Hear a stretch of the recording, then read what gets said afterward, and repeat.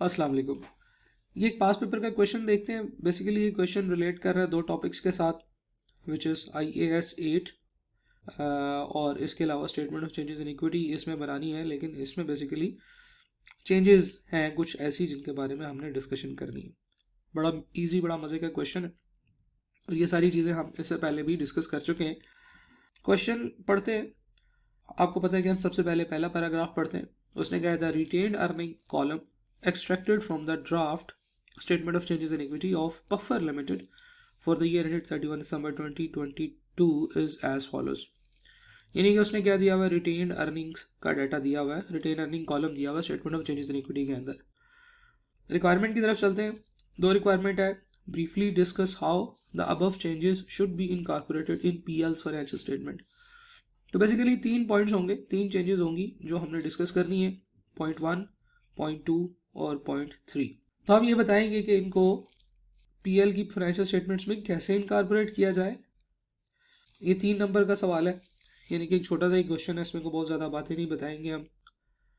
दूसरी चीज़ ये है कि उसने कहा है prepare the retain earning column as would appear in the PL statement of changes in equity for the year ended 31 December 2022। यानी कि वो जो ड्राफ्ट कॉलम हमें मिला हुआ है ये वाला, इसको हमने दोबारा से बनाना है। इसकी फिगर्स में कुछ चेंजेस होंगी।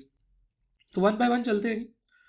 पहली चेंज को पढ़ते हैं। उसने कहा the PL has decided to change the method for valuation of inventory. Inventory valuation का मेथड चेंज करने के लिए उन्होंने डिसाइड किया है फर्स्ट इन फर्स्ट आउट से वेटेड एवरेज में जाने के लिए। ये बात हम इससे पहले भी पढ़ चुके हैं कि अगर हम फर्स्ट इन फर्स्ट आउट से वेटेड एवरेज की तरफ जाएं या वेटेड एवरेज से FIFO की तरफ जाएं तो this is called change in accounting policy, और इसका जो इम्पैक्ट होता है वो रिट्रोस्पेक्टिव होता है। पॉलिसी का चेंज हमेशा रिट्रोस्पेक्टिव होता है। यानी कि रिट्रोस्पेक्टिव का क्या मतलब है कि हम इसे तमाम अवेलेबल कंपैरेटिव ईयर्स की फिगर्स को अपडेट करेंगे, यानी कि वहाँ से अपडेट करेंगे जहाँ से हमारे पास डाटा अवेलेबल है। पास्ट में चले जाएंगे, जितना पास्ट में जा सके, जितना डाटा अवेलेबल है उसको अपडेट करेंगे। जी जनाब, तो डाटा इधर अवेलेबल है, that is as at 31 December 2020, 2020 का क्लोजिंग, यानी कि 2021 का ओपनिंग है, 21 का क्लोजिंग है और 22 का क्लोजिंग है। ठीक है, और इन दोनों की इन्वेंट्री की valuation with respect to FIFO and weighted average दी गई है।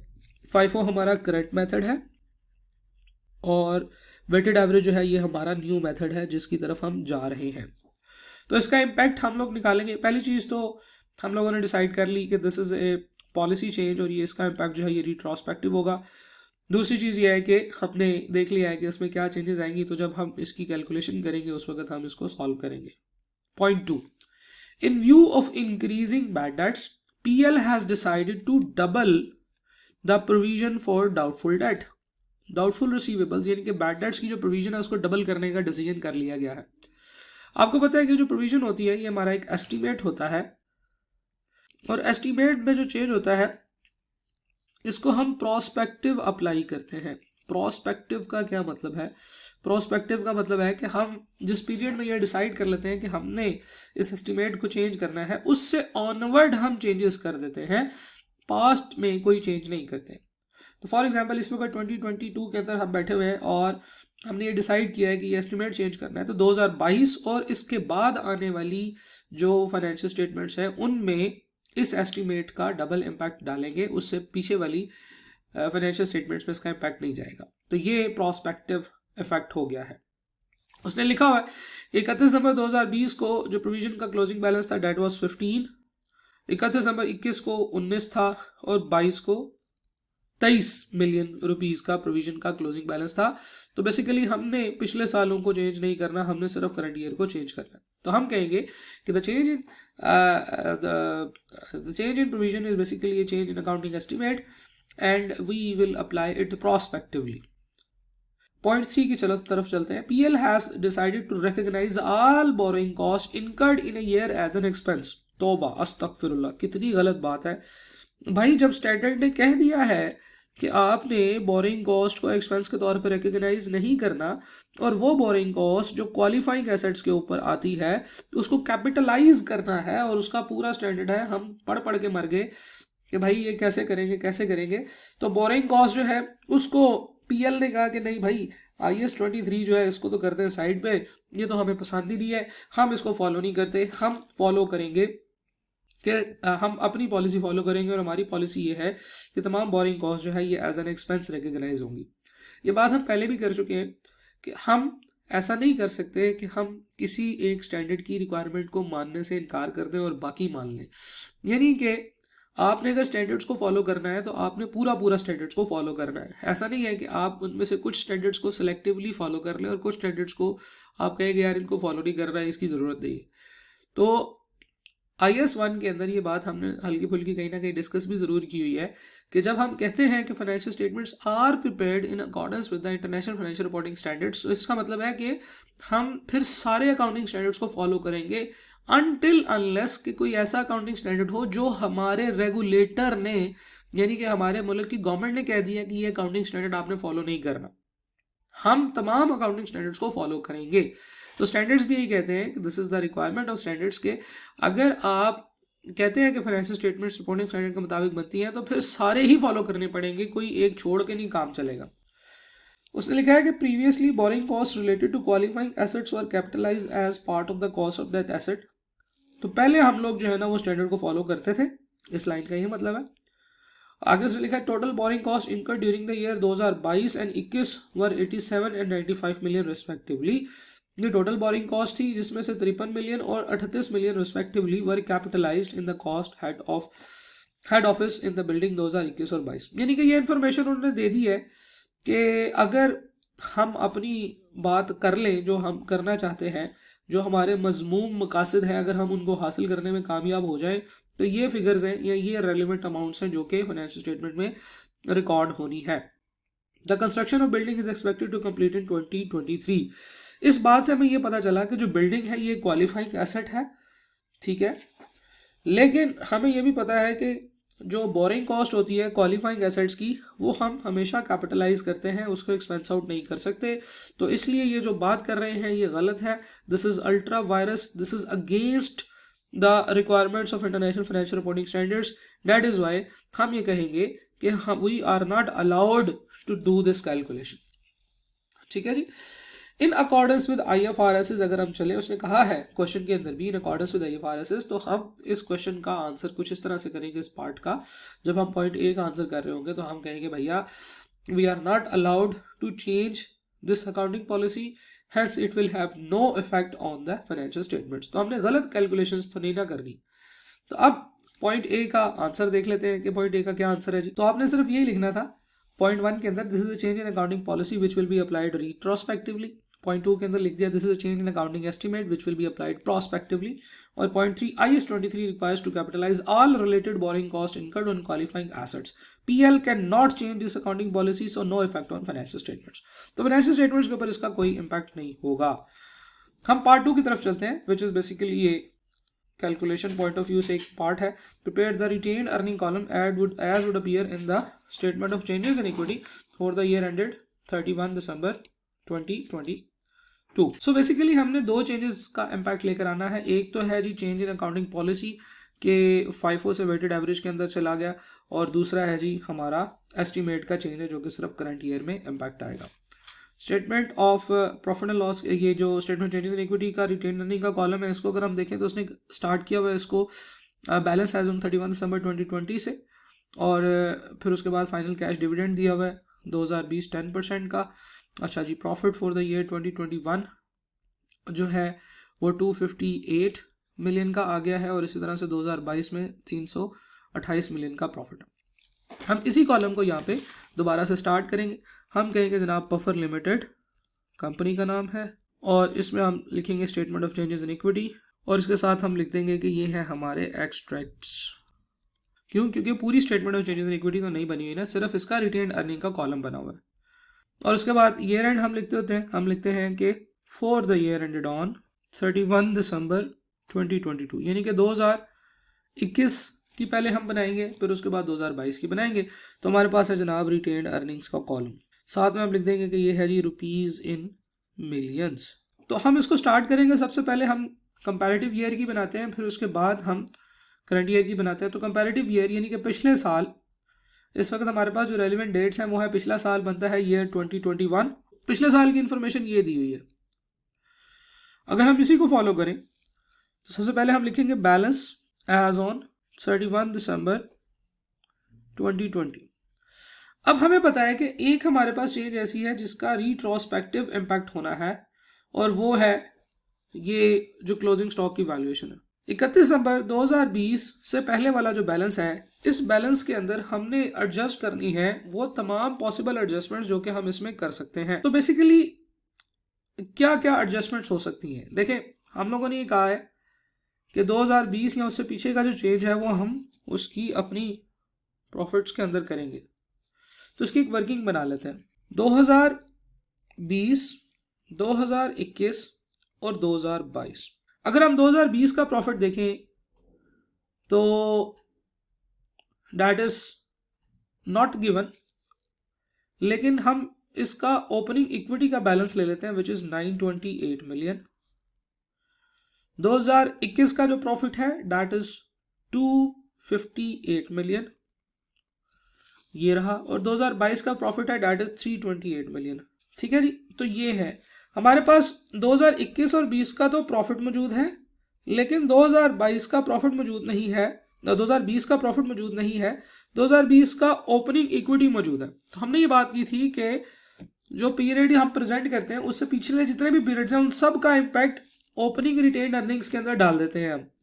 सो this is 928 is our opening retain earning. ये एक्चुअली 2020 का प्रॉफिट नहीं है, लेकिन ये 2020 तक के तमाम ईयर्स का प्रॉफिट है।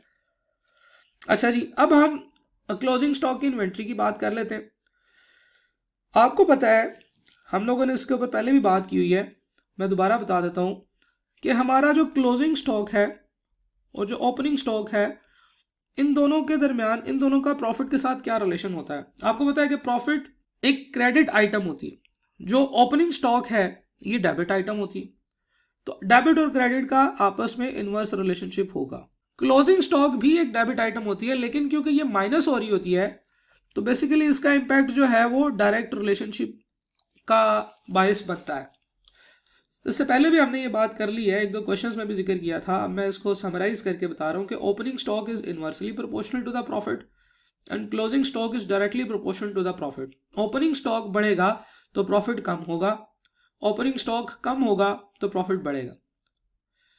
क्लोजिंग स्टॉक और प्रॉफिट का इनवर्स रिलेशनशिप होता है कि अगर क्लोजिंग स्टॉक बढ़ जाए तो प्रॉफिट भी बढ़ जाता है, और अगर क्लोजिंग स्टॉक कम हो जाए तो प्रॉफिट भी कम हो जाता है, keeping all other things constant.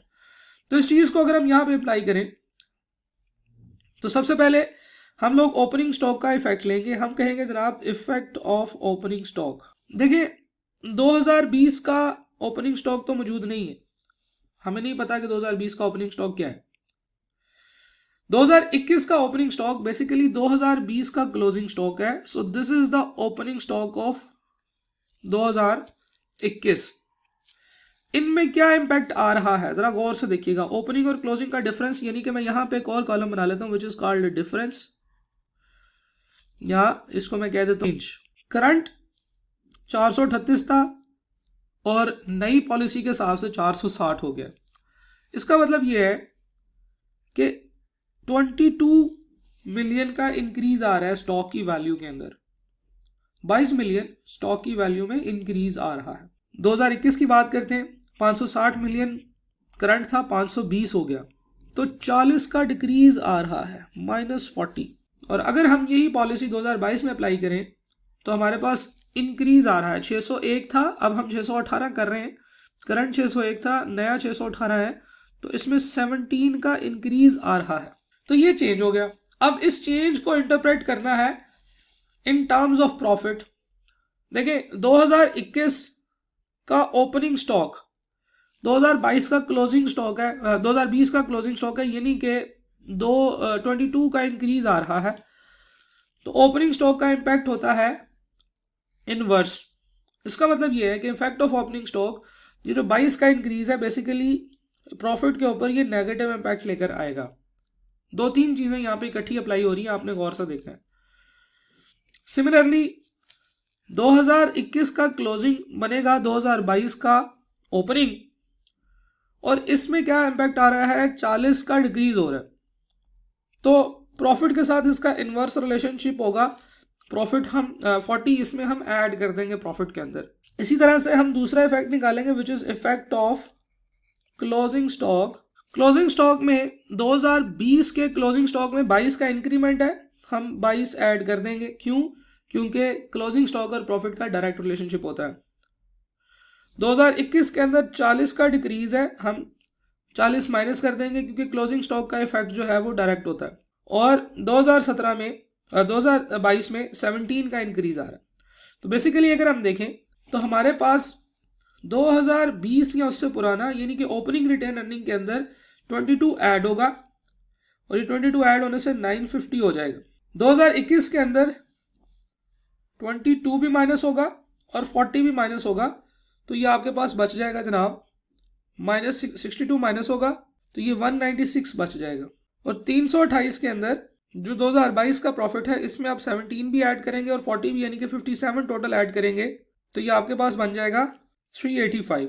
So this is the impact of change in accounting policy relating to the inventory.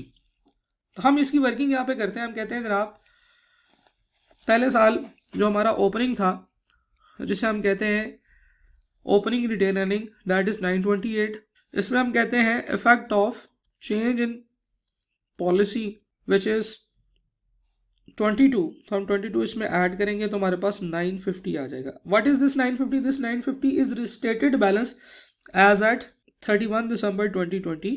हम इसके साथ लिखेंगे रीस्टेटेड। क्यों रीस्टेटेड है? इसलिए कि हमने एक रीट्रोस्पेक्टिव इफेक्ट डाला है प्रॉफिट का। आगे चलते हैं। इस साल क्या हुआ जी, आपने फाइनल कैश डिविडेंड दिया 10% फॉर द ईयर 2020। आपने फाइनल कैश डिविडेंड दे दिया, ये एज इट इज आ जाएगा आपके पास 114 मिलियन का आपने फाइनल कैश डिविडेंड दे दिया। फिर इसके बाद हम कहते हैं जी प्रॉफिट फॉर द ईयर 2021। 2021 का प्रॉफिट कितना आ रहा है जी? 258 मिलियन का, ये लिखा हुआ हमने। लेकिन क्या ये 258 मिलियन इसका प्रॉफिट है? नहीं, हमने तो चेंज इन एस्टिमेट कर दिया है, चेंज इन अकाउंटिंग पॉलिसी कर दिया जिसकी वजह से इसमें से 22 भी माइनस होगा, 40 भी माइनस होगा और इसका अपडेटेड जो प्रॉफिट है दैट इज 196, ये वाला। हम यहाँ पर रेफरेंस दे सकते हैं वर्किंग नंबर 1 का और जो हम कहेंगे कि इसका जो प्रॉफिट है दैट इज 196। क्या ये जो अकाउंटिंग एस्टिमेट है, जो दूसरा पॉइंट है, इसका कोई इम्पैक्ट पिछले साल में लेना है? तो जवाब है जी नहीं, क्योंकि अकाउंटिंग एस्टिमेट का चेंज है तो ये तो आगे चला जाए, अगले साल में जाएगा। अब इसका मतलब ये है कि balance as at 31 December 2021 is इन सारों का इम्पैक्ट 950 माइनस 114 प्लस 196, तो ये बनता है 1032 मिलियन। तो ये जनाब हमने पिछला साल पूरा कर लिया। ये जो वर्किंग है इसको मैं थोड़ा सा नीचे ले जाता हूँ ताकि हम यहीं पे दूसरा साल बना सकें। दूसरे साल की अगर हम बात करें तो दूसरे साल में प्रॉफिट के ऊपर चेंज इन अकाउंटिंग पॉलिसी का इफेक्ट आएगा। तो हम कहते हैं जी प्रॉफिट फॉर द ईयर 2022। देखें उसने यहाँ पे भी 2022 की जो चीज़ें बताई हुई हैं इसमें कोई डिविडेंड वगैरह नहीं बताया हुआ, ठीक है, यानी कि 2021 का कोई डिविडेंड नहीं है। आपको पता है 2021 का डिविडेंड 2022 में नजर आना था, लेकिन 2021 का कोई डिविडेंड नहीं है और नीचे भी कोई इन्फॉर्मेशन नहीं है। इसका मतलब यह है कि there is no dividend for the year 2021। 2021 का डिविडेंड 2022 में शो होना होता है, वो कोई कुछ भी नहीं है। तो हम सिंपल प्रॉफिट की तरफ चले जाएंगे। अगर हम प्रॉफिट की बात करें तो 2022 का प्रॉफिट आपको पता है 328 था, उसमें एक इम्पैक्ट आया ओपनिंग स्टॉक का और क्लोजिंग स्टॉक का, तो टोटल बेसिकली ये 385 है इसका प्रॉफिट फॉर द ईयर। दूसरी जो चीज़ है वो है पॉइंट 2 का इफेक्ट जो कि अकाउंटिंग एस्टीमेट। अकाउंटिंग एस्टीमेट के अंदर 23 का प्रोविजन है जो कि आपने डबल रिकॉर्ड करनी है। ऑलरेडी एक 23 रिकॉर्ड हो चुका है, आपने मजीद 23 की प्रोविजन रिकॉर्ड करनी है। जो 23 की मजीद प्रोविजन रिकॉर्ड करेंगे तो आपको पता है इंक्रीज इन प्रोविजन जो है वो प्रॉफिट में कमी का बाइस बनता है। तो जब आप प्रोविजन इंक्रीज करेंगे आपका प्रॉफिट कम हो जाएगा। तो जो आपके पास प्रॉफिट है दैट इज बेसिकली 328 जो कि उन्होंने दिया हुआ था। यहाँ पे मैं यहीं पे इसकी छोटी सी वर्किंग बना लेता हूँ कि जो उन्होंने प्रॉफिट फॉर द ईयर दिया हुआ था दैट वाज 328। तो 328 के प्रॉफिट में पहला जो पॉइंट था that was change in accounting policy stock वाला, इसमें 40 ऐड हुआ और इसमें 17 ऐड हुआ, तो 385 बन गया। और इसमें से हमने 23 माइनस कर देना है क्योंकि हम प्रोविजन को इंक्रीज कर रहे हैं, डबल प्रोविजन कर रहे हैं।